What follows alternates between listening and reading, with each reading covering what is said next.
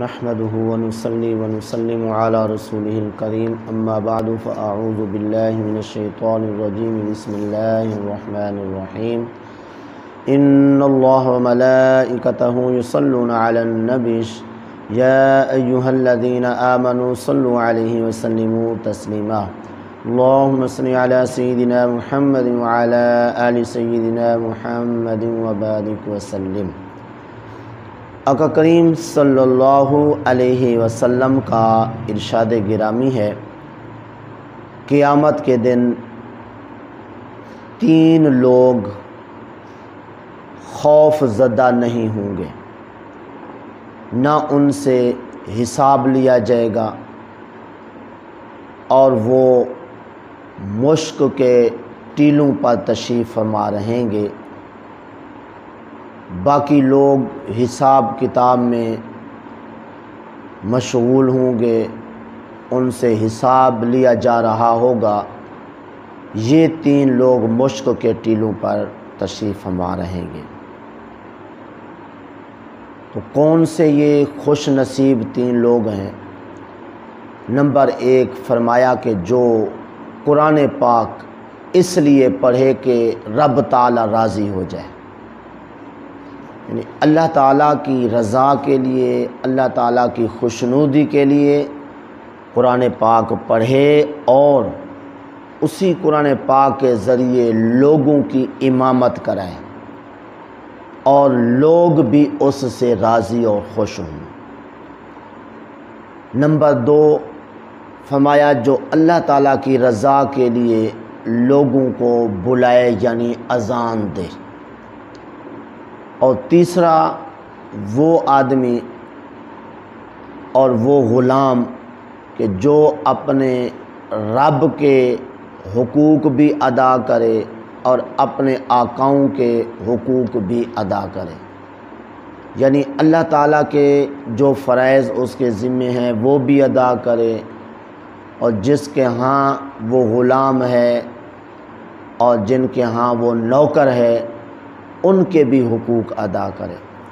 سبحان اللہ، اس حدیث پاک سے ہم دیندار لوگوں کے لیے بڑی خوشخبری ملی۔ ہم لوگ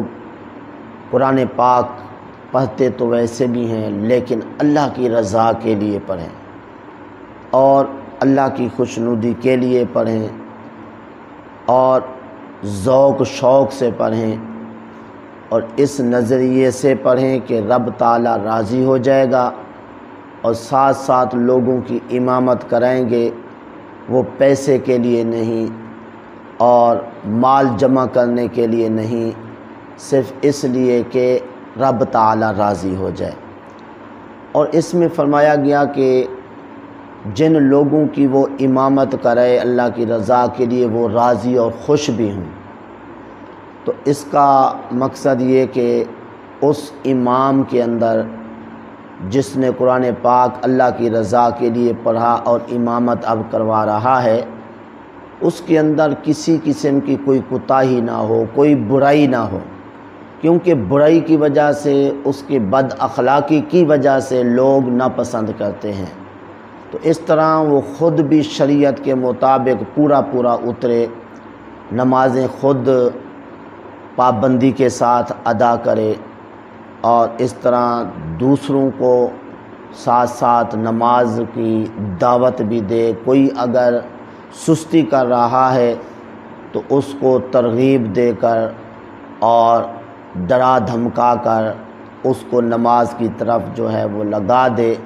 تو اس طرح جو امام خود سستی کرتا ہوگا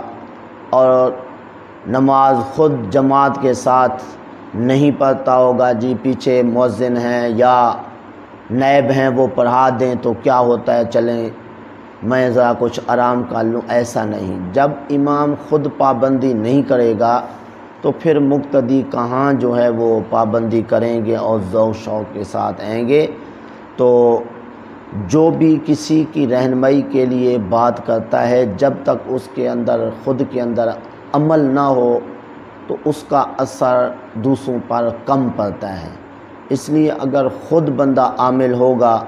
دوسروں کو بتائے گا تو اس کی زبان کی تاثیر اس کے عمل کی وجہ سے پائی جائے گی، اور اس طرح وہ دوسروں کے لیے بھی مؤثر ثابت ہوگی۔ تو بہرحال لوگ ویسے تو مولوی صاحبان کو اچھے حال میں دیکھ کر برداشت نہیں کر سکتے ہیں کہ جی امام نے یہ کر لیا، وہ کر لیا، اتنے پلاٹ بنا لیے، اپنی کوٹھی بنا لی، گھر بنا لیا، تو لوگ ایسے باتیں کرتے ہیں جیسا کہ کوئی مولوی انسان بھی نہیں ہے اور نہ اس کے بچے ہیں، نہ کوئی عزیز رشتہ دار ہیں۔ تو بہرحال اگر حسد بازی کی وجہ سے لوگ ناپسند کریں تو یہ اور بات ہے، لیکن کسی شرعی کوتاہی کی وجہ سے لوگ جو ہے وہ اگر ناپسند کرتے ہیں تو اس صورت میں پھر ایسے امام کو یہ سعادت حاصل نہیں ہوگی کہ قیامت کے دن اس سے حساب بھی نہ لیا جائے اور وہ خوفزدہ بھی نہ ہو، مشک کے ٹیلوں پر بھی وہ بیٹھے۔ تو بہرحال اگر مشک کے ٹیلوں پر بیٹھنا ہے، حساب کتاب سے بچنا ہے، قیامت کے دن سے خوف زدہ نہیں ہونا ہے، خواہش رکھتے ہیں، تو پھر اس صورت میں جو ہے اللہ کی رضا کے لیے امامت کرنی ہے، پیسے ٹکے کے لیے نہیں، کوئی لالچ کے لیے نہیں۔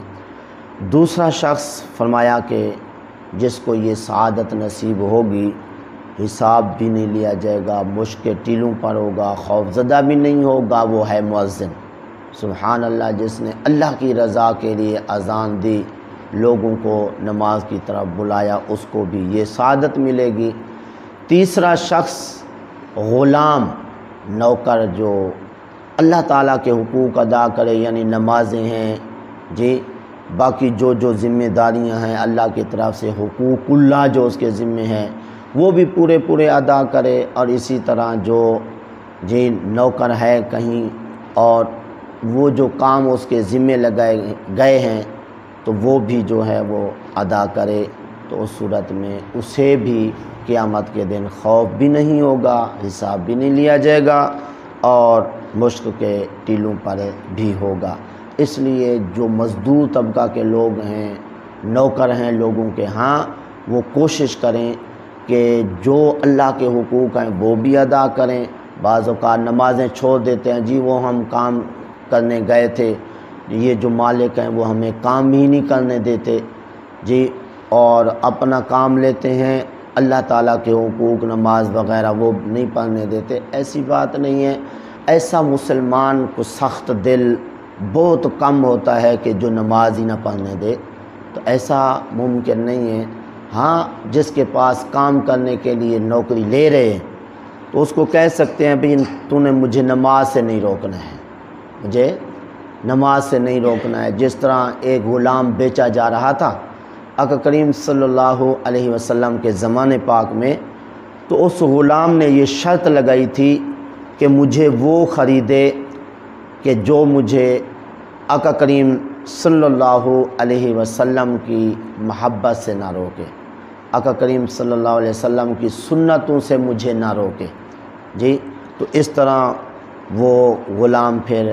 بکا، اس کے بعد بیمار بھی ہوا، آقا کریم صلی اللہ علیہ وسلم اس کی بیمار پوسی کرنے کے لیے بھی گئے۔ تو بہرحال یہ ہے کہ بندہ آپ کوشش کرے حقوق اللہ اور حقوق العباد ادا کرنے کی، تو اللہ تعالیٰ کی طرف سے مدد شامل حال ہو جاتی ہے۔ دعا ہے اللہ تعالیٰ کی بارگاہ میں جو کچھ کہا عمل کی توفیق عطا فرمائے۔